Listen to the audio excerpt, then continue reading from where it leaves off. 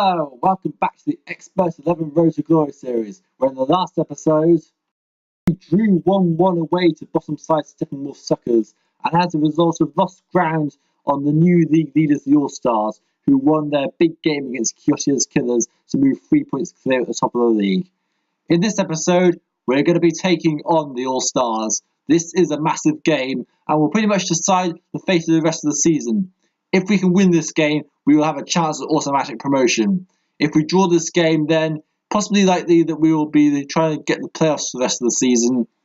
And if we lose the game, then we might find ourselves in a relegation battle to stay up, rather than the promotion challenge that we were on only just a few moments ago.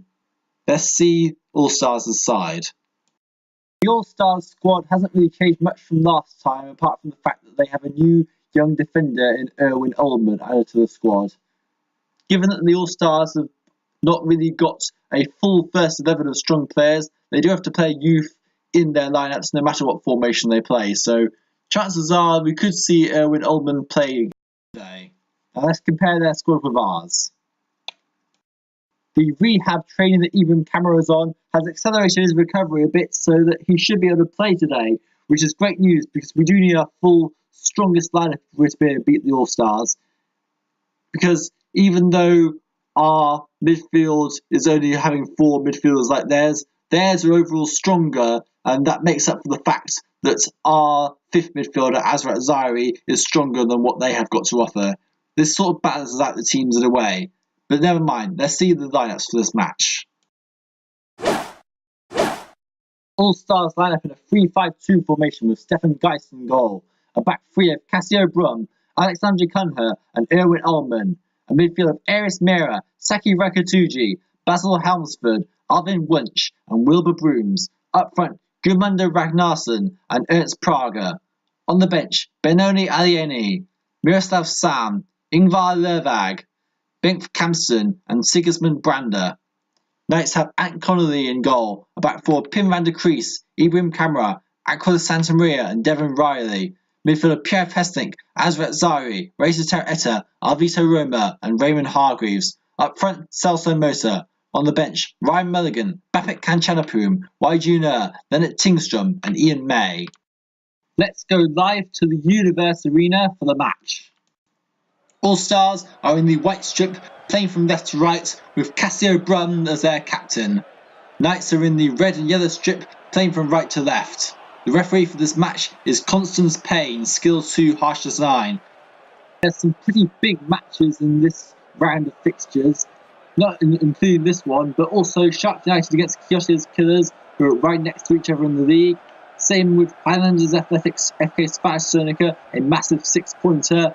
And we've also got Steppenwolf Suckers against Qamara Nightboats. So this could be a massive round of fixtures for the entire league. As we're about to get underway now! And the match is underway. And the All-Stars are starting to dominate the possession. Our midfielders are about equal, but the All-Stars seem to be getting the upper hand here. As Gudmundur Ragnarsson's free kick straight on goal! As no problems for Ant Connolly. Ragnarsson, the preferred free kick taker over Cassio Brum, the defender, presumably for prize money, I'm sure. Ragnarsson being seemingly a key figure in the All-Stars season so far, as Steppenwolf Suckers have taken the lead against Qamara Nightboats. Alvin Wunsch powerful shot from a distance, and it missed the goal.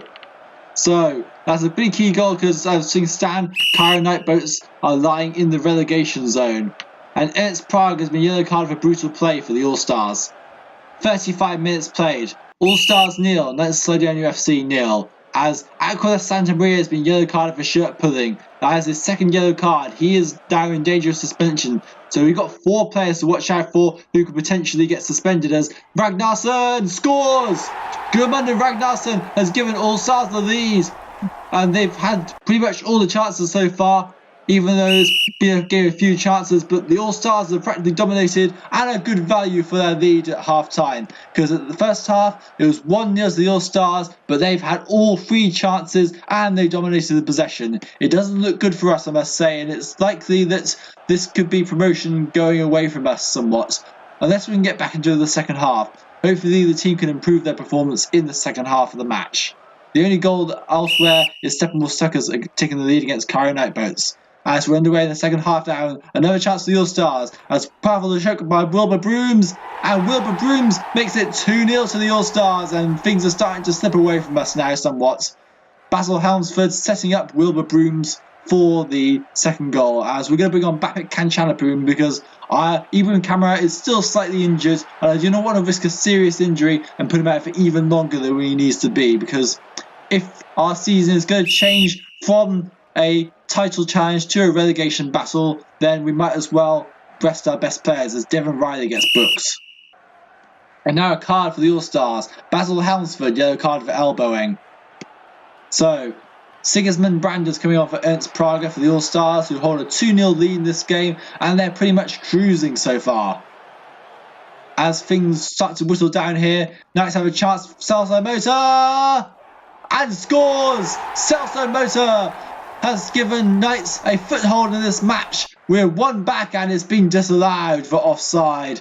Well, the joy was pretty much very short-lived there as Knights thought they found a way back into this crucial game, but as the time ticks away, it looks like the All-Stars are going to win this match. And we've got an injury here as Eris Mera has been slightly injured.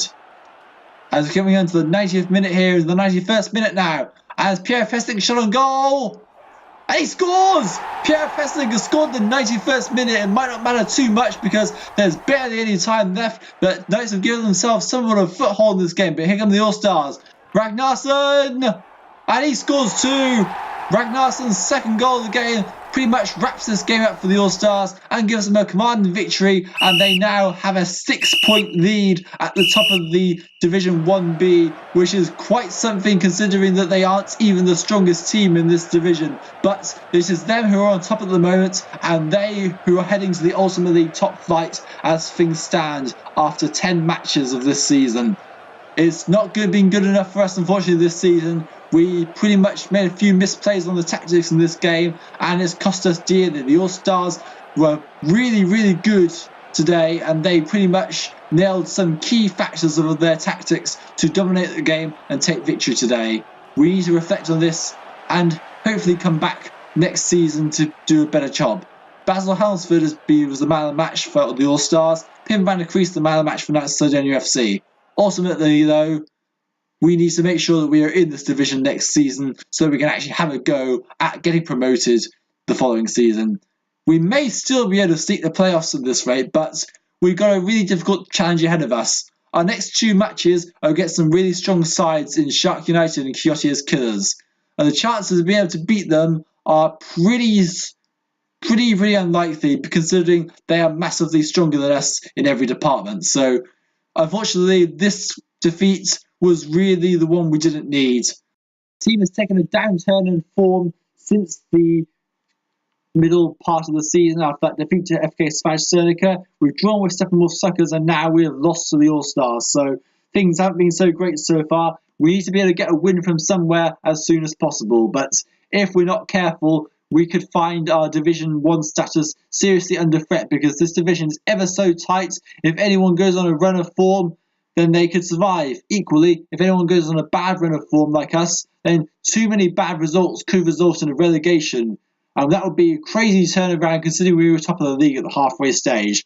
But let's see the team of the week and see who were the big performers and the stars of this week. Team of the week is Dave Rees of Kyoto's Killers in goal. A back four of Hubert Costian, Shark United, Pim van der Kruis, Knights Sardinia FC, Marco Vela, Shark United, and Haluk Bozkurt, Kyoto's Killers. In midfield, Alan Holyfield, Shark United, Basil Helmsford, the All-Stars, Alvaro Nascimento, Shark United, and Mark Wheatman, Shark United. Up front, Gurmunda Ragnarsson, the All-Stars, and Armin Just, Kyoto's Killers. Manager of the round was Hertz van Rantel of Shark United, who did a pretty good job in his match against Kyoto's Killers. Time to take a look at how our DV is shaping up after that match. It's doing pretty well. Everyone's getting some solid values. However, Ibrahim Qamara on 12 DV is a real concern because unfortunately he's got a bit of catch up to do, and I fear that he was low in his skill band that he might not be able to even get an increase in his skill by the time the change report comes around. We might be stuck with a 26-13 instead of the 26-14 defender we could have needed in this division, because the more strength we have, the better. You've seen how strong the sides are in this division so far, so the stronger we can become, the more likely we are to be able to win games against our opponents. Simple as that, really. The farms of Lennart Tingstrom and Ian May could be doing better than 15 DV, really, but Bapit Kanchanapoom, I'm highly optimistic over a double jump come the end of the season. So, after that round of matches, the All-Stars have a massive 6-point lead ahead of us in second place on 15 points. But despite being second place, we're only 3 points away from the relegation zone. There's a tight-knit pack there, as Kyoto's Killers and Shark United drew 1-1 with each other, so they are on 14 and 13 respectively. Qamara Nightboats, despite having the weakest squad in the league, are also on 13 points, just keeping their heads above water after drawing with Steppenwolf Suckers.